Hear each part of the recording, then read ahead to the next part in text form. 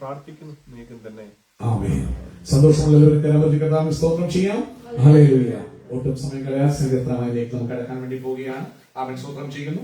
ആമേൻ. എല്ലാവരും പ്രാർത്ഥനയോടെയായിരിക്കുമ്പോൾ 80-ാം സങ്കീർത്തനം നമുക്ക് വാക്യപ്രതിവാക്യമായി പാടി കർത്താവിനെ സ്തുതിക്കാം. സാം 80 സങ്കീർത്തനം നമ്മോട് സംസാരിക്കുന്നത് ക്രിസ്ത്യനായിരിക്കും.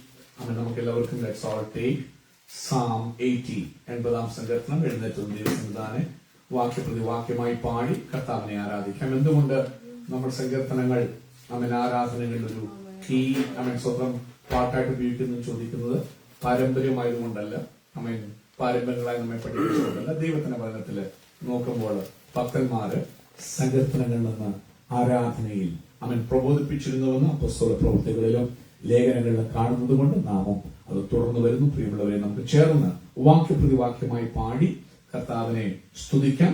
ആമേൻ. സംഗീത പ്രമാണിക്ക് ആമേൻ സാരസ സാക്ഷ്യം എന്ന രാഗത്തിൽ ആസാഫ് പാടിയ ഒരു സങ്കീർത്തനമാണ്. ആമേൻ. സങ്കീർത്തനം ആമേൻ സ്തോത്രം ചെയ്യുന്നു.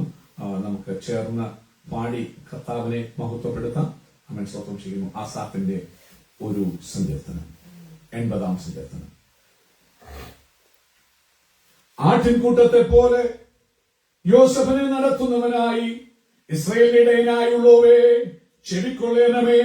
കെരുവെള്ളമേൽ അധിവസിക്കുന്നവനെ പ്രകാശിക്കണമേ.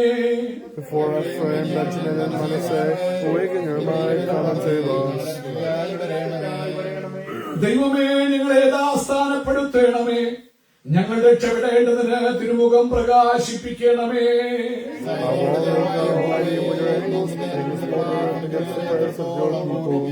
നീ അവർക്ക് കണ്ണുനീരിന്റെ അപ്പം തിന്മാൻ കൊടുത്തിരിക്കുന്നു. അനവധി കണ്ണുനീർ അവർക്ക് കുടിപ്പാനും കൊടുത്തിരിക്കുന്നു.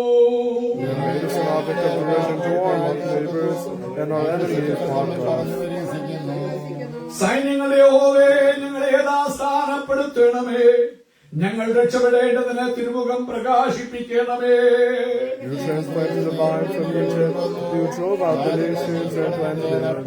നീ അതിന് തടമെടുത്തു, അത് വേരൂന്നി ദേശത്തു പടർന്നു.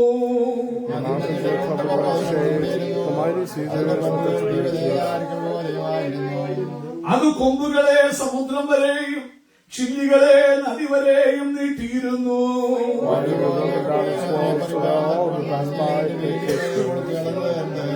കാട്ടുപന്നി അതിനെ മാന്തിക്കളയുന്നു, വയലിലെ മൃഗങ്ങൾ അത് തിന്നുകളയുന്നു.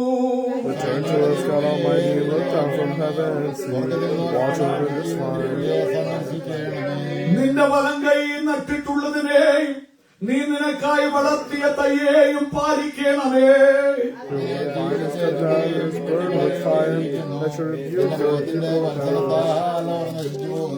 നിന്റെ കൈ നിന്റെ വലത്തുഭാഗത്തെ പുരുഷന്റെ മേൽ, നീ നിനക്കായി വളർത്തിയ മനുഷ്യത്വത്തിന്റെ മേൽ തന്നെ ഇരിക്കട്ടെ.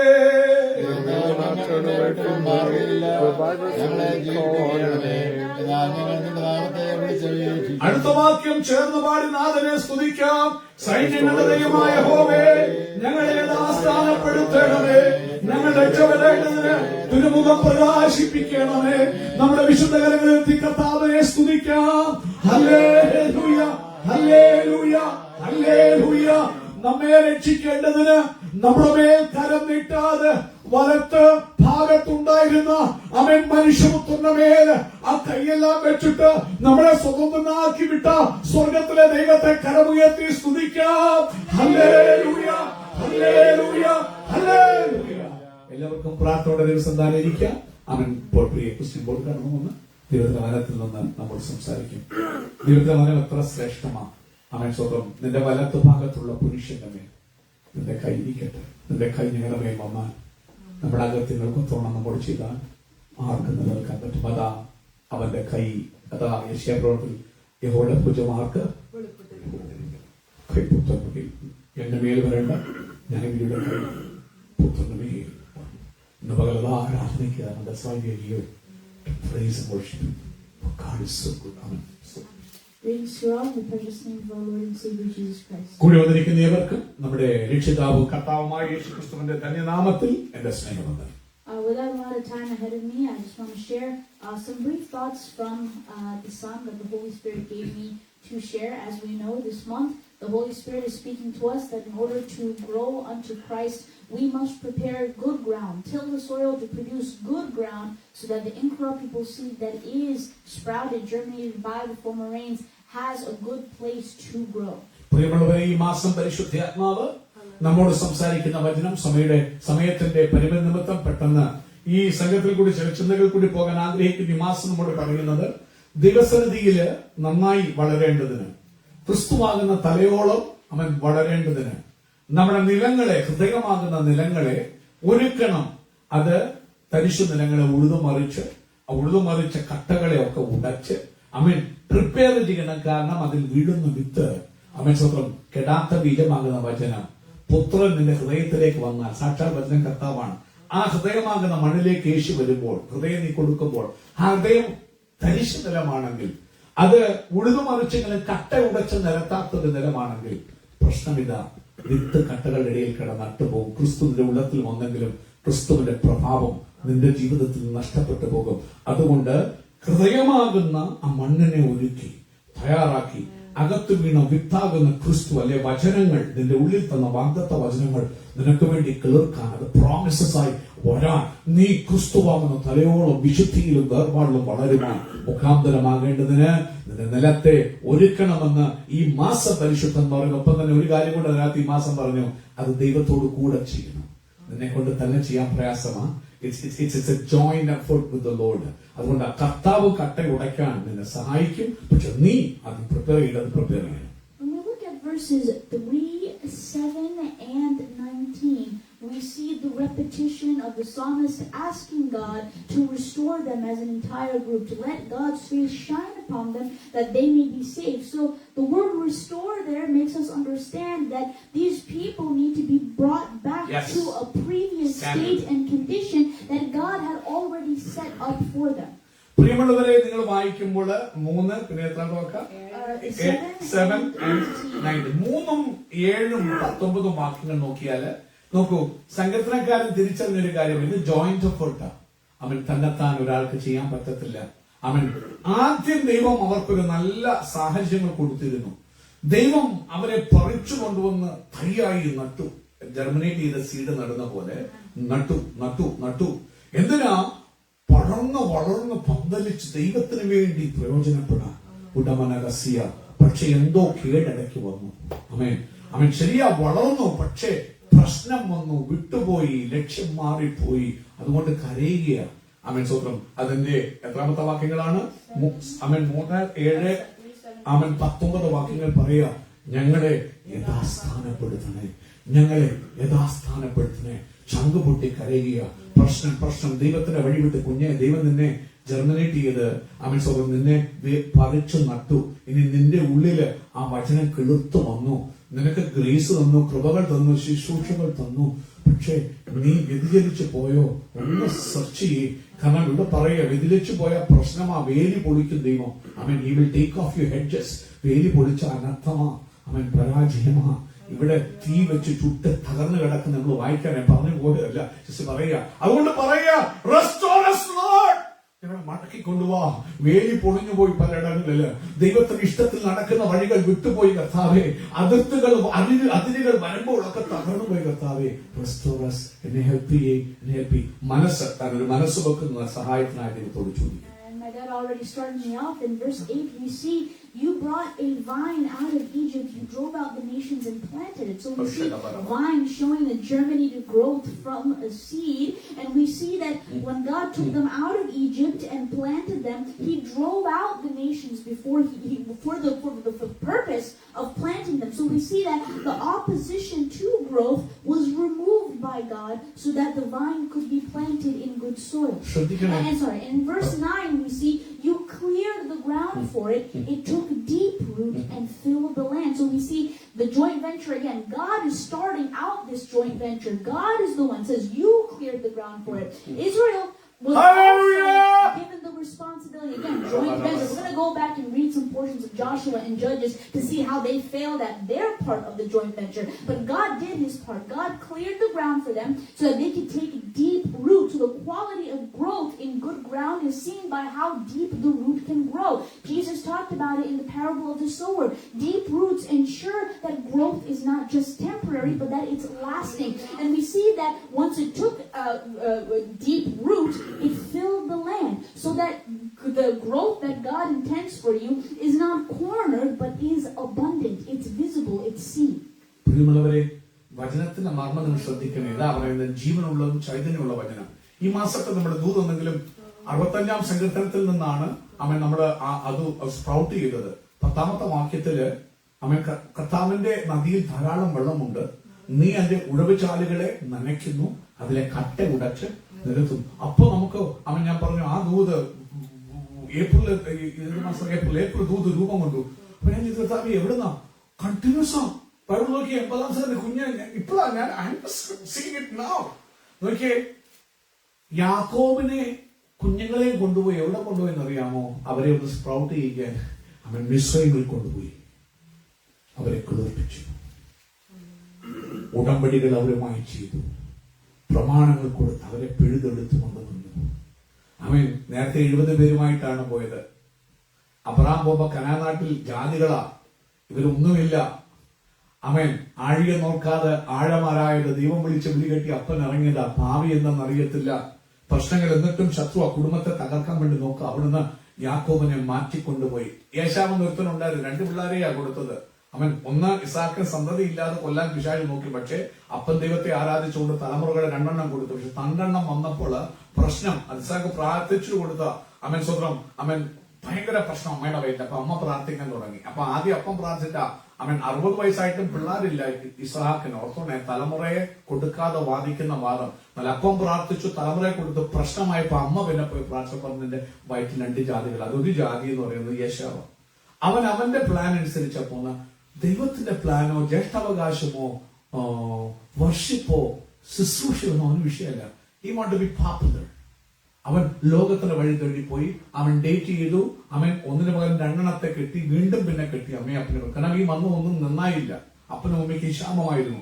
അതിനിടയിൽ നിന്ന് ദൈവം യാക്കോബിനെ വേർപെട്ട് കൊണ്ടുപോയി. ജ്യേഷ്ഠാവ് അവൻ കൊതിച്ചു, ജ്യേഷ്ഠാവനെ മാറ്റിക്കൊണ്ടുപോയി അനുഗ്രഹിച്ചു കൊണ്ടുവന്നു. പക്ഷെ ക്ഷാമം വന്ന് നശിക്കാനായിട്ടുള്ള പദ്ധതി ഒരുക്കുമ്പോൾ യോസഫിൽ കൂടിയുള്ള പദ്ധതി ദൈവം ഒരുക്കി മിസ്രൈമിൽ കൊണ്ടുപോയി 400 വർഷം അവിടെ പാർപ്പിച്ചു. കഷ്ടതയുടെ തീച്ചൂടിയിൽ അവരെ കിളിർക്കുമാറാക്കി. സമയമായപ്പോൾ വാഗ്ദത്ത പ്രകാരം 400 വർഷം കഴിഞ്ഞപ്പോൾ യഹോവ ദൈവം മോശയെ അയച്ച് അവൻ ആ തൈയെ പറിച്ചു കൊണ്ടുവന്ന് എവിടെ കൊണ്ട് നട്ടുന്നറിയാമോ?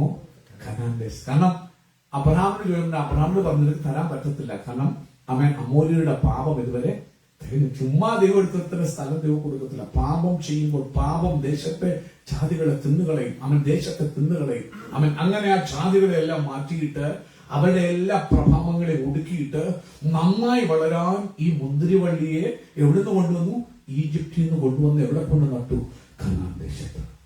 എല്ലാം ദൈവം അവർക്ക് വേണ്ടി പ്രിപ്പയർ ചെയ്ത് കൊടുത്തു. ചുറ്റുമുള്ള ജാതികളെ ഒതുക്കി. എന്തിനാ? കുഞ്ഞെ നീ വളരണം, നീ വളരണം. എന്നിട്ട് തടസ്സങ്ങളെ മാറ്റി, അവിടത്തേക്ക് പ്രതികൂലങ്ങളെ മാറ്റി, എന്നിട്ടോ വളർന്നു വേരൂന്നി വളർന്ന് ദേശമെല്ലാം പന്തലിച്ച് നീ അനുഗ്രഹമാകണം. അങ്ങനെ ഇസ്രായേൽ വളർന്നു. അവൻ ദൈവത്തിന്റെ കാര്യത്തിൽ വായിക്കുമ്പോൾ, യോശുവയിൽ വായിക്കുമ്പോൾ ഇതിനെ കുറിച്ചെല്ലാം കാണാൻ കഴിയുമെന്നാൽ ദൈവം ചെയ്യേണ്ടതൊക്കെ ചെയ്തു. കട്ടയല്ല അവരുടെ ചിന്തകത്തിൽ. പക്ഷെ അവർ ചെയ്യേണ്ടത് അവർ ചെയ്യാൻ കഴിഞ്ഞില്ല എന്ന് വചനം വായിക്കുമ്പോൾ നമുക്ക് കാണാൻ കഴിയും. I'm not going to read verses 10 to 11, but if you skim through it, you can see it's describing the great growth of this vine once God prepared the good soil for it. Like I mentioned before, it was visible. The success and the favor that God gave the Israelites was so well known by the Canaanites. When you look at Rahab's story, Rahab, who was a prostitute in Jericho, even she knew that there was a living God in Israel, and she was completely she wanted in. She wanted to experience that. She wanted to see that. The news of the Israelites, their name, not because of any greatness that they had, because we know that they were ex-slaves. Yes. What's so great about them? Nothing. Because God being with them and Hallelujah! is what gave them distinction. So let's move on. But all of this considered, we look at what verses 12 and 13, we see the psalmist crying out and asking, why then have you broken down its walls so that all who pass along the way pluck its fruit? The boar from the forest ravages it.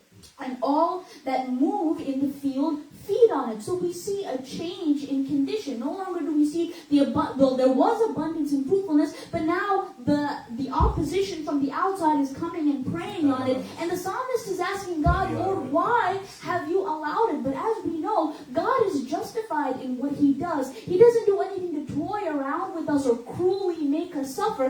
There is a reason. There's an answer for this very question in this very psalm. Take a look at verse 18. Then we shall not turn back from you. Give us life and we will call upon your name. Meaning these people turned back from God before. That's why the hedge was broken. That's why the enemies were able to stick their hand in and take from the growth that God intended for Israel. Because we know that for proper growth, the vine must not be competing for space or have the threat of being choked out by stones and weeds and thistles and clods. But Israel, denying their part of the joint venture, made sure that those things continue to prosper in the good soil that God had initially prepared for them. പ്രിയമുള്ളവരെ ശ്രദ്ധിക്കണമേ, നിങ്ങൾ ഇസ്രായേലിനെ ഒന്ന് ശ്രദ്ധിച്ചാൽ ഇത് കാണാൻ കഴിയും. ദൈവം ആ തൈയെ അല്ലെങ്കിൽ കിളിർത്ത ആ വിത്തിനെ മിസ്രയീം ദേശത്തു നിന്ന് കൊണ്ടുവരുമ്പോൾ, അവർ കനാൻ നാട്ടിൽ ആദ്യം കാലുകുത്തുമ്പോൾ എരിഹോവിന്റെ കഥ നിങ്ങൾക്കെല്ലാം അറിയാം. അവിടെ പാർക്കുന്നവരുടെ ഉള്ളം ഒരുങ്ങി. ഇവരെ എന്താ പേടിക്കേണ്ട കാര്യമൊന്നുമില്ല. കാരണം ഇവർ ജസ്റ്റ് അടിമകളായി കിടന്ന ജനമായി. ഇവർക്ക് വാററിയത്തിലെ യുദ്ധമറിയത്തിലുള്ള കഴിവുകളല്ല, ആനമുട്ടെ ഒന്നുമില്ല.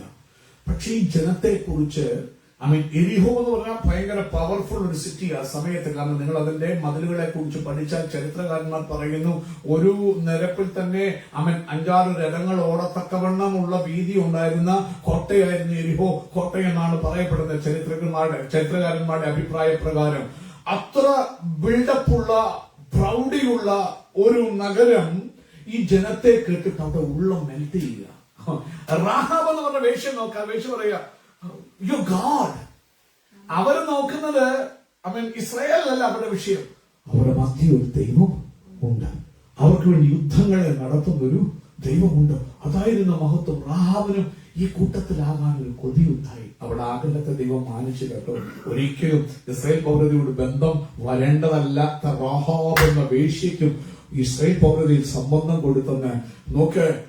അവൾ ആ വിത്തിന്റെ ഭാഗം പോലും ആയിരുന്നില്ല, എന്നിട്ടും അവളെ അതിന്റെ ഭാഗമാക്കി. ഇന്ന് പകൽക്കാലം മർമ്മങ്ങൾ മനസ്സിലാക്കും. Bible so powerful. അത് പരിശുദ്ധാത്മാവിനെ മനസ്സിലാക്കണം. എന്നിട്ട് ഈ ജനത്തെ ഇത്രമാത്രം, ഈ ജനത്തെ അവരുടെ കഴിവല്ല, ദൈവം ചെയ്യേണ്ടതെല്ലാം ഭംഗിയായി ചെയ്തതുകൊണ്ട് എന്നിട്ട് ഈ ജനത്തെ കൊണ്ടുവന്നാണ് ഇസ്രായേൽ ദേശത്തല്ലെ കനാൻ ദേശത്ത് നട്ട് എല്ലാ തടസ്സങ്ങളെ കർത്താവ് ഉടച്ച്. അവർ പോലും പ്രിപ്പയർ ചെയ്യാതിരിക്കുമ്പോഴാണ് ഓർത്തം അവരെ സഹായിക്കുന്നത്. എന്നിട്ട് കട്ട ഉടച്ച് അവരെ വേരൂന്നി അവർ ദേശത്ത് പടർന്നു. കാരണം നദി മുതൽ സമുദ്രം വരെയും അതിന്റെ കൊമ്പുകളെല്ലാം പരന്നു.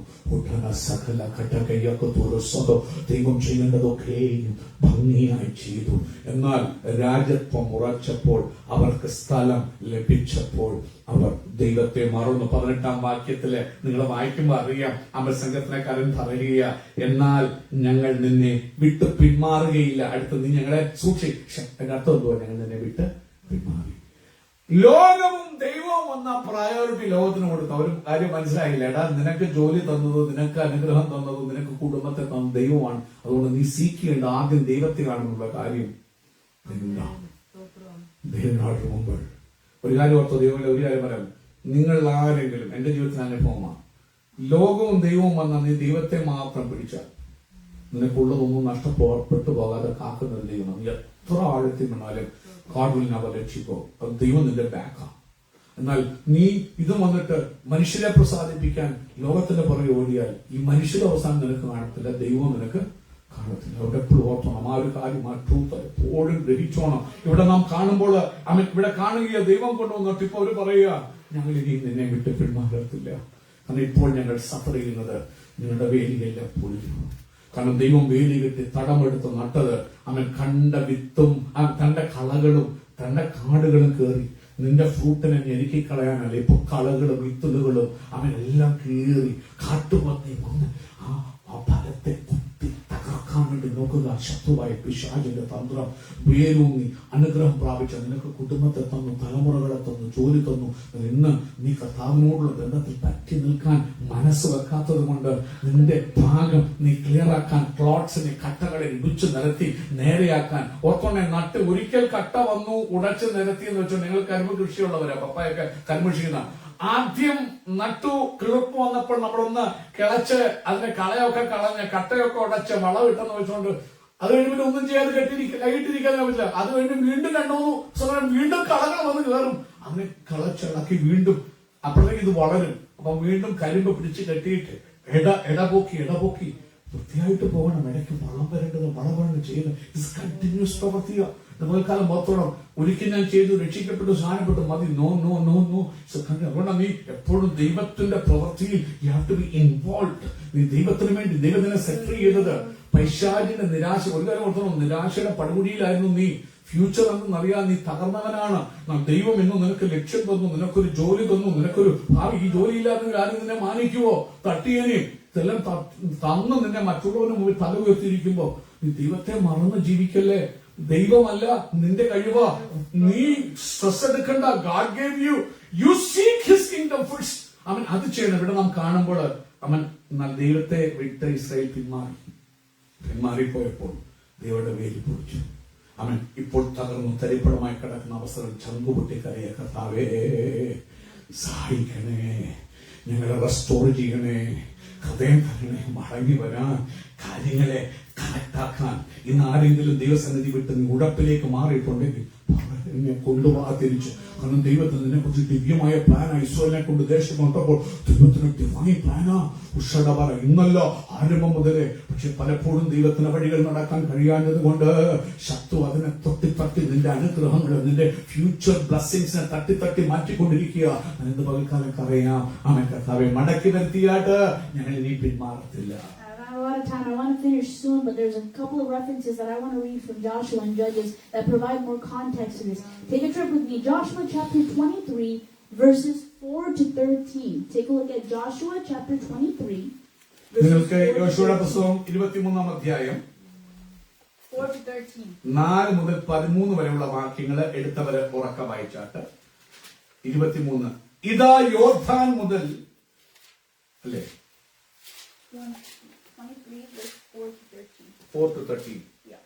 യോർദാൻ മുതൽ പടിഞ്ഞാറോട്ടുള്ള മഹാസമുദ്രം വരെ ശേഷിപ്പുള്ള ജാതികളുടെയും ഞാൻ സംഹരിച്ചു കളഞ്ഞിട്ടുള്ള സകല ജാതികളുടെയും ദേശം നിങ്ങളുടെ ഗോത്രങ്ങൾക്ക് അവകാശമായി നറുക്കിട്ട് വിഭാഗിച്ചു തന്നിരിക്കുന്നു. ഒത്തോണെ ജാതികളുടെ ദേശമായിരുന്നു കനാൻ. എന്നാൽ അവൻ ഇവരുടെ സ്വന്തമല്ലാത്ത ദേശം മിസ്രൈമിൽ നിന്ന് അവരെ കിളിർപ്പിച്ചു കൊണ്ടുവന്നിട്ട് ജാതികളെ പറിച്ചു നീക്കി അവർക്ക് ആ ദേശം കൊടുത്ത് അവരവിടെ നടുക.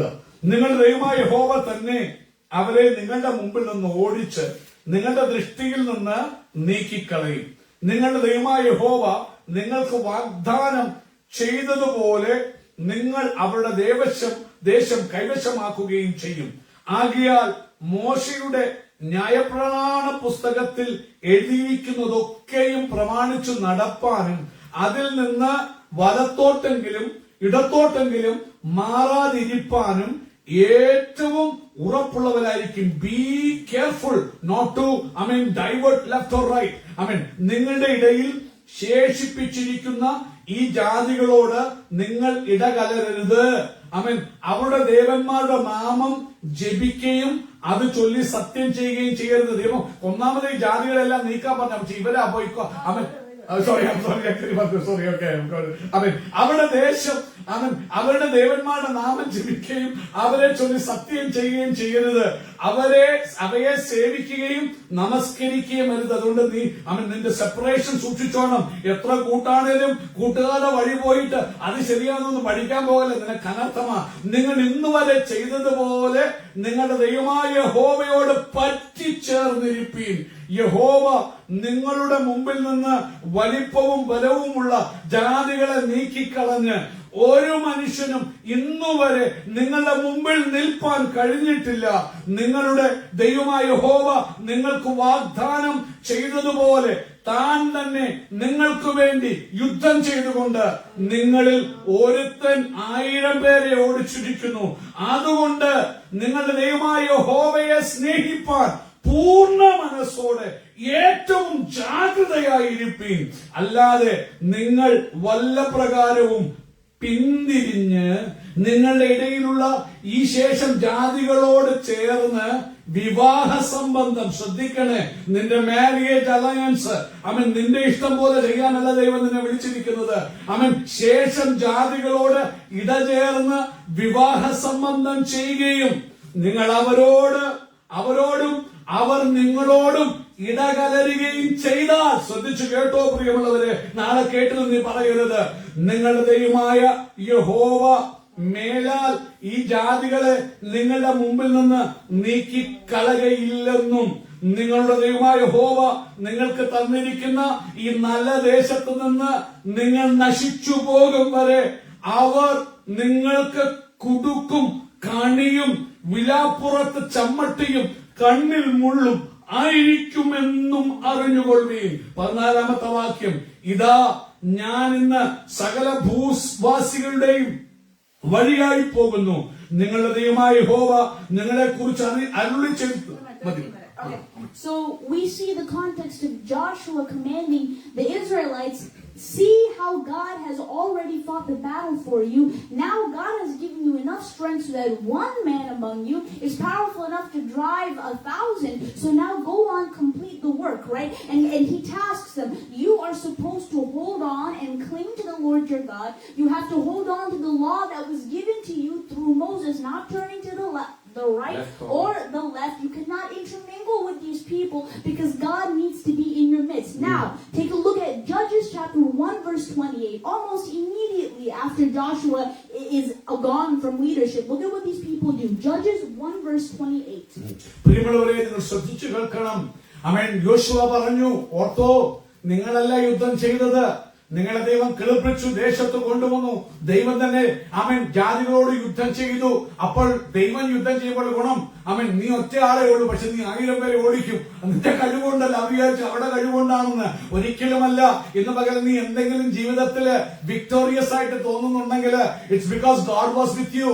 അവൻ പിശാച് നിന്നെ ഒന്നുമില്ലാത്തവനായി കംപ്ലീറ്റ് ഫെയിലിയർ ആക്കാൻ വേണ്ടി നോക്കിയെടുത്താണ് ദൈവം നിനക്ക് വിക്ടറി തന്ന്, നിനക്ക് അവൻ ഡിഗ്രി തന്ന്, നിനക്ക് ജോലി തന്ന്, അവൻ നിന്നെ അനുഗ്രഹിച്ചത്, പഠിക്കാൻ ഉത്സാഹം തന്ന് അനുഗ്രഹിച്ചത് ദൈവമാ നിനക്ക് വേണ്ടി ചെയ്തതെന്നുള്ള സത്യം നീ മറന്നു പോകരുത്. അത് വിട്ടിട്ട് നിന്റെ കഴിവിലേക്ക് വീണ്ടും മടങ്ങിപ്പോകാൻ പോയാല് പ്രശ്നമാണ്. യോശുവ പറഞ്ഞു, ദൈവം അവൻ നിങ്ങളോട് യുദ്ധം ചെയ്യും, നിങ്ങളെ വലിച്ചെറിയും. അതുകൊണ്ട് യോശുവ പറഞ്ഞു, ഞാനും എന്റെ കുടുംബവും ഞങ്ങൾ യഹോവയെ സേവിക്കും. നിങ്ങൾ ആരെ സേവിക്കും തീരുമാനിച്ചോ എന്നൊക്കെ പറഞ്ഞു ഉറപ്പിച്ച് പുള്ളി മരിച്ചു കഴിഞ്ഞില്ല. അവരുടെ സ്വഭാവം മാറി. നോക്കുമ്പോൾ ഒന്നിന്റെ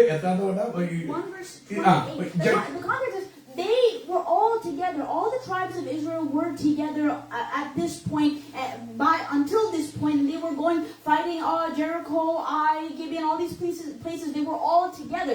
Now, since the huge victory has been won, and now the land has been allotted for them, now God through Joshua is telling the people, now since you individual tribes have your own spaces, the brunt of this war is over. Now you individually, the Gentiles in your land, the enemies in your land, individually, you can handle that now. You don't need all the tribes to get together and war now. Judah, you handle your enemies. Manasseh, you handle your enemies. That's what they were supposed to do. But in Judges chapter 1 verse 28, it says, when Israel grew strong, they put the Canaanites to forced labor, but did not drive them out completely. If you look at that entire section, Manasseh, Ephraim, Zebulun, Asher, Naphtali, all these people, Dan, they in the allotted good land, the good ground that God gave them, they did not drive out the enemy completely. They thought they were in control because the enemy, they put them into forced labor. I'm still in control. These people work for me.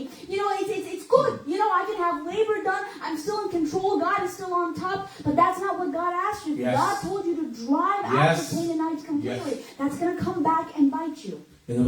ശ്രദ്ധിച്ചു കേൾക്കണം. യവനക്കാരും കുഞ്ഞുങ്ങളും ഒക്കെ ഉണ്ടെങ്കിൽ കേൾക്കാൻ പറ്റിയ വചനമാ. ദൈവം കൊണ്ടുവന്നവരെ നട്ടു. ആമേൻ. അവർക്ക് അധികാരം, കൃപ കൊടുത്തു. നേരത്തെ അവർ ഒരുമിച്ചാണ് ബാറ്റ് ചെയ്തത്. ഇപ്പോഴാണെങ്കിൽ ദൈവം അവർക്ക് കൃപ കൊടുത്ത് ജാതികളെ ഒതുക്കി ദൈവം നിന്ന് അവരുടെ കൂടെ യുദ്ധം ചെയ്തുകൊണ്ട് അവർ 1000 പേരെ ഓടിക്കുന്ന പോലായി. ദേശം ഒതുങ്ങി. അപ്പോൾ എല്ലാവരോടും ഒരുമിച്ച് വന്ന് യുദ്ധം ചെയ്യേണ്ട ആവശ്യമില്ല. സെബുലൂൻ അവന്റെ കാര്യം നോക്കാം. അവിടെ ഉണ്ട് ഇപ്പോഴും ജാതികള് മൊത്തം പറിച്ചു കളഞ്ഞിട്ടില്ല. അതാ സകല പേരും പറിച്ചു കളയണം. സകല പേരും പറിച്ചു. എന്തെങ്കിലും ഒന്ന് കിടന്നാല് ഒരു ആണി അടിക്കാൻ സ്ഥലം കൊടുത്താൽ മതി, നിന്നെ കംപ്ലീറ്റ്ലി വിശ്വാസത്തിൽ നിന്ന് പുറത്തു കൊണ്ടുപോകും. നീ അറിഞ്ഞ വിശ്വാസത്തിലേക്കും വേർപാടിലേക്കും വിശുദ്ധിയിലേക്കും നീ സെപ്പറേറ്റ് ആയിട്ട് നിന്നില്ലെങ്കിൽ പറിച്ചു ഒന്നിനെ കെട്ടി ആണി അടിക്കാൻ നിന്നെ വലിച്ചുകൊണ്ട് അതിന്റെ പുറകെ കൊണ്ടുപോകും. അശുദ്ധിയിലേക്കും വേർപാടില്ലാത്ത ആരാധനകളിലേക്കും നിന്നെ കൊണ്ടുപോകും. അതുകൊണ്ട് ഓർത്തോണം, നീ വളരെ കെയർഫുൾ ആയിരിക്കണം എന്ന് പറഞ്ഞു. ഇനി നിനക്ക് കൺട്രോൾ ചെയ്യാം. ദൈവം ഇന്റർവ്യൂ ചെയ്ത് വിടുതൽ കൊടുത്തു. നീ അവർക്ക് കൺട്രോൾ, അവർ പവർഫുൾ ആയി. They could have easily done it. എന്നാൽ അവരെന്ത് ചെയ്തു? കുറച്ച് കഴിയുമ്പോൾ അവരുടെ ബുദ്ധിയും കൂടി. ദൈവം ഇപ്പൊ വേണ്ട, കാരണം ശക്തരായി. പവർ ദൈവം കൂടെ ഉണ്ട്. ദൈവം പോക്കല്ല എന്ന് വിചാരിച്ചു. ദൈവം പോക്കല്ല. ദൈവത്തിന്റെ ഭരണവ്യവസ്ഥയിൽ നിന്നില്ലെങ്കിൽ നീ എത്ര വലിയ പാസ്റ്റർ ആണെങ്കിലും, നീ എത്ര വലിയ പ്രവാചകനാണ്, God is not with you. ദൈവവചനം നീ പാലിക്കണം. ദൈവം പറഞ്ഞു, നീ ജാതികളോട് ഇടകലരരുത്, ഡോണ്ട് ഇന്റർമിംഗിൾ. ഞങ്ങൾ ഇടകലരൊന്നും പോകുന്നില്ല, പക്ഷെ അവരെ കൊല്ലുന്നില്ല, നീക്കിക്കളയുന്നില്ല. നിന്നോട്ടെ, ഞങ്ങൾക്ക് വേലക്കാരെ വേണം. നീ ചിലപ്പോൾ ചില കാര്യങ്ങൾ ചെയ്യാൻ പോകുന്ന നല്ല ജസ്റ്റിഫൈഡ് ഉള്ള ഒരു റീസൺ ആയിരിക്കും മനുഷ്യബുദ്ധിയിൽ. പക്ഷെ ദൈവം പറയാം, ഇല്ലെങ്കിൽ അവർ നിന്നെ വിളിക്കും. കേട്ടില്ല.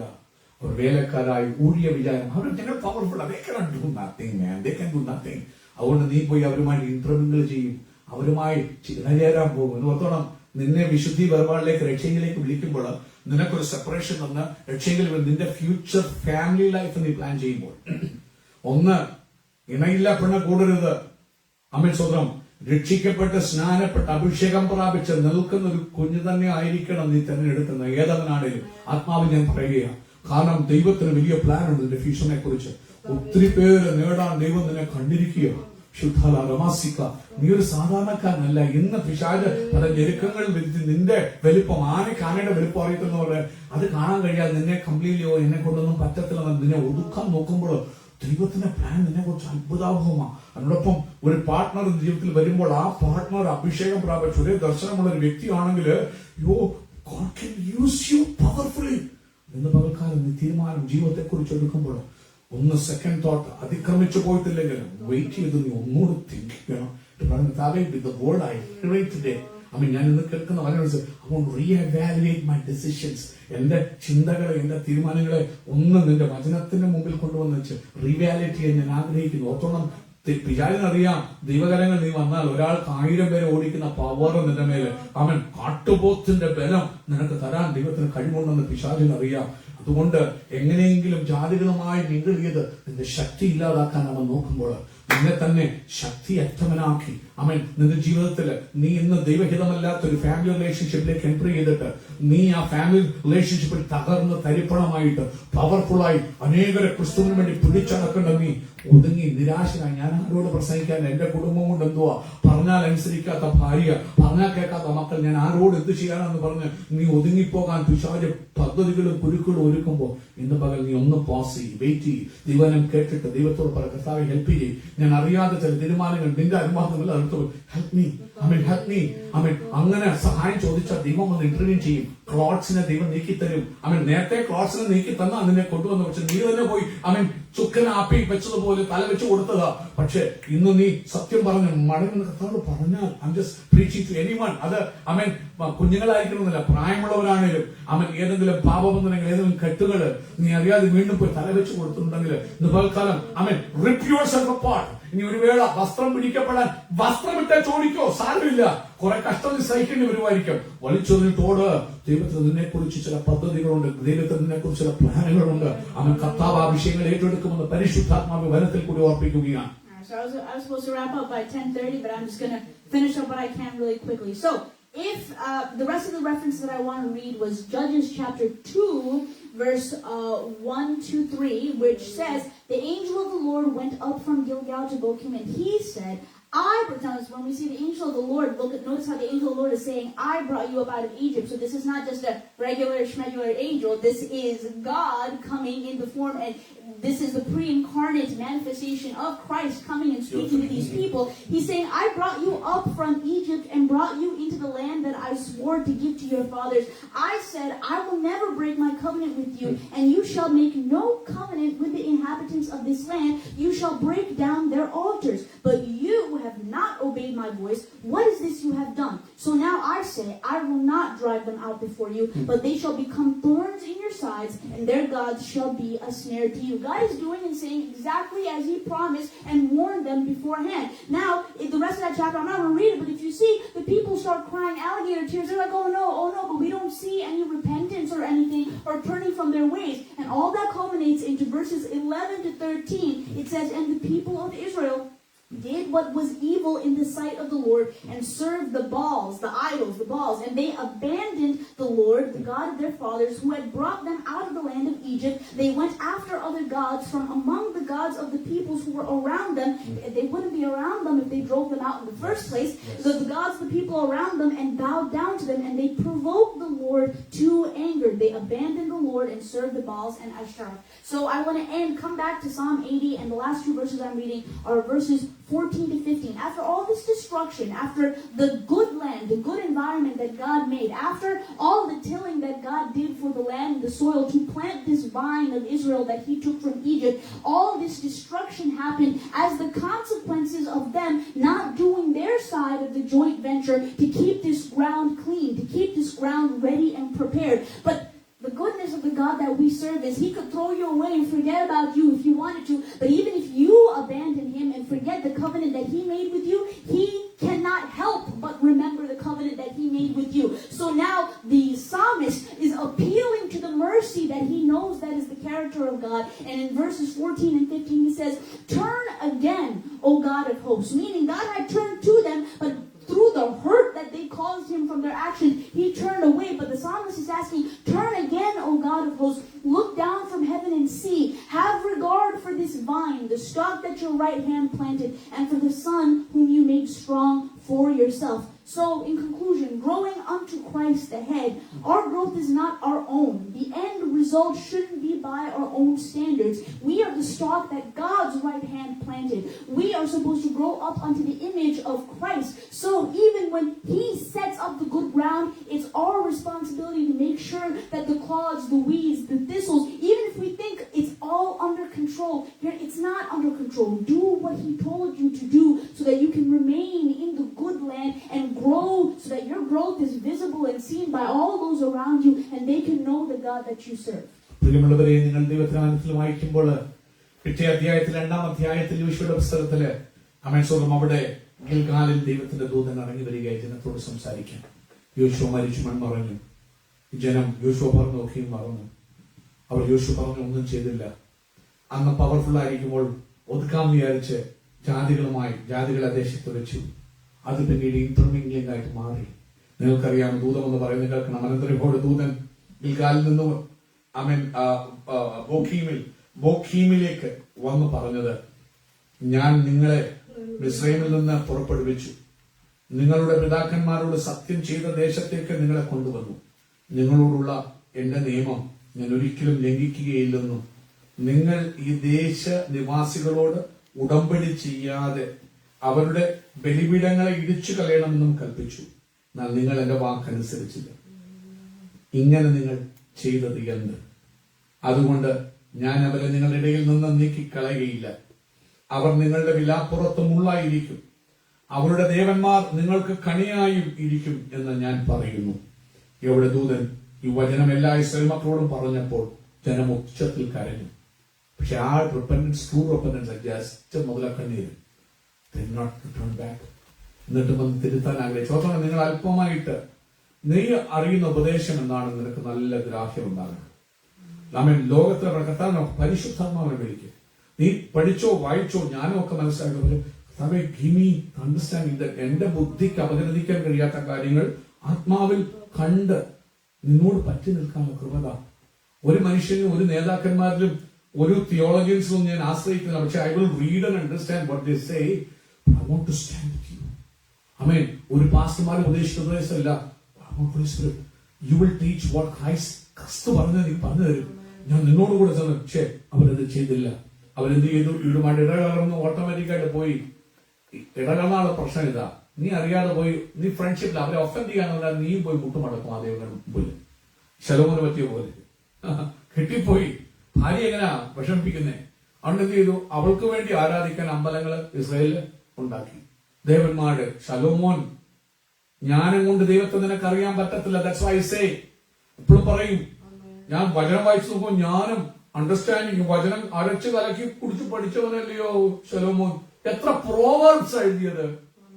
പക്ഷേ അവൻ അതിലും ബ്രേക്ക് ചെയ്തു. എന്തു പറ്റി? ദൈവം ഇസ്രായേലിനെ കൈവിട്ടില്ലേ? ദേശം, രാജ്യം രണ്ടായി കീറിപ്പോയില്ലേ? അണ്ടർസ്റ്റാൻഡിങ്ങോ PhD ബൈബിൾ എടുക്കുന്നു അല്ല വിഷയം. പരിശുദ്ധാത്മാവിനോട് ചേർന്ന് നടക്കാൻ, ദൈവം വേലി പൊളിക്കാതിരിക്കാൻ, ദൈവം ആഗ്രഹിക്കുന്ന പോലെ ക്രിസ്തുവാകുന്ന തലയോളം വളരാൻ, നിന്റെ ജീവിതത്തിൽ നീ അറിഞ്ഞ ആത്മസത്തങ്ങൾക്ക് വിശുദ്ധി വേർപാടിന് ഇടർച്ച വരുത്തുന്ന ഒരു ബന്ധങ്ങളിൽ നീ പോയി അവസാനിക്കാതിരിക്കാൻ. എന്തിനാ?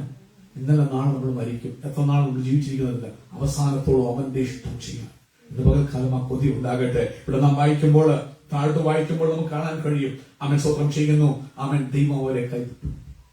നിങ്ങൾ താഴെ അവൻ സ്വന്തം ചെയ്യുന്ന 2-ാം അധ്യായത്തിൽ തന്നെ ദൈവത്തിന്റെ കോപം അവർക്കെതിരെ ജ്വലിച്ചു.